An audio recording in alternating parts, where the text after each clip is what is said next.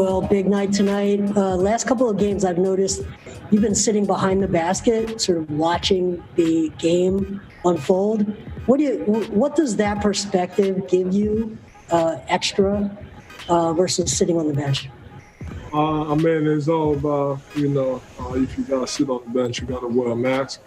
And playing in the game, it's kind of hard to, breathe. And you go to the bench and you got to wear. So that area, I guess, is what they call it, cool down, whatever. And I'm also by myself and try to, get back to myself, start thinking about what I can do better. But it's hard to breathe through the mask when you're on the bench. Thank you. Noah Levick next. Hey, Joel. Just first off, you missed this road trip because of your knee. How is your knee doing right now? My knee is doing great. My whole body feels amazing. By your standards, even, this was a very good night for drawing free throws. Success there. Too many missed free throws. But as a team, we did a good job, especially at the right times. They had that one in the third quarter. And in the fourth quarter, the bench guys that came in, they gave us a spot. Tobias had a great night. Like I said, he's playing at the all-star level, as it should be, and he should be an all-star. Shake was great. Sixth man of the year. Matisse, you can also include him on that, defensive player of the year. And Benny's been. He's still doing a great job getting us together, guarding all the team's best player and doing a great job. Mark Narducci will be next. Go ahead, Mark. Hey, Joel, I just joined, so if you were asked this, I'm sorry, but you really seem to take advantage of their defense inside. It seemed like they had no answer for you every time they went in. How about that? Just being able to dominate them. They don't have great height, and you were able to take advantage. No, they got some pretty good players. Tristan Thompson, he's been in the league for a long time. He's won it. Daniel Teese, he's a big guy. He's doing a great job. We played a few times against each other, and it's pretty good. Today he shot 10 for 11, and he had a lot of points, way too many points. So, on Friday we got to limit that.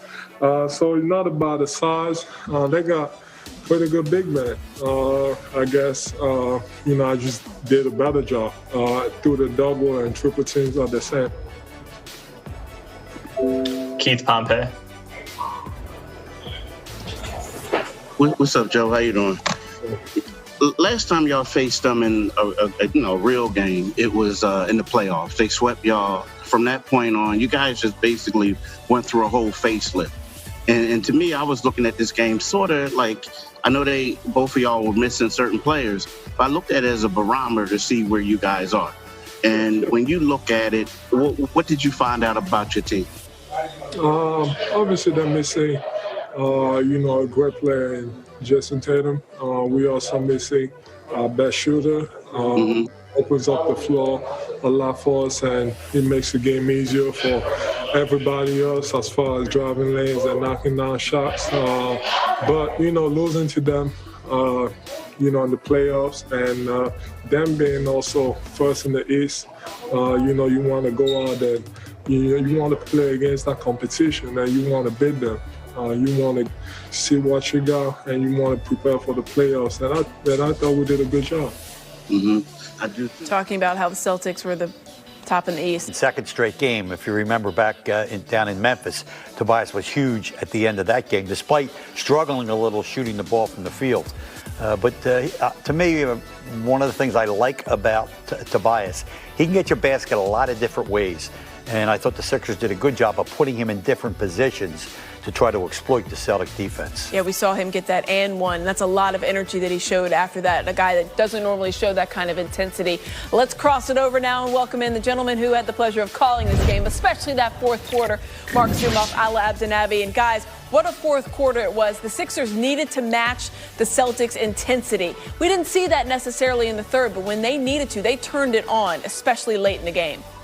And I think credit goes to their defense. And I want to give a lot of credit to Ben Simmons, who was shackled a good part of that second half with foul difficulty, sat a while with his 5 personal fouls, Ala, but I thought he came in and affected the game defensively, and that turned out to be a key for the Sixers in the fourth. I thought it was all about open shots versus contested shots. When the Sixers got their hands up, the shots became more difficult. At halftime, the Celtics were shooting 50%. That did not continue.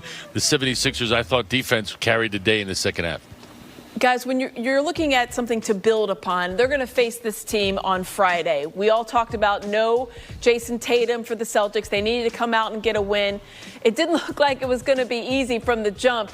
Can you take something away from this, or is it going to be a completely different team because it looks like maybe Tatum and Seth Curry might be back for that game on Friday? I think if you're Brad Stevens, first of all, you're saying to yourself, okay, Joel Embid was way too much man for anybody, just about any scheme. Coach mentioned the fact, Ala, that they didn't double team him too much. Maybe they employ a little bit of that. But as far as the Sixers are concerned, maybe they get Seth Curry back. Maybe the Celtics get Jason Tatum back.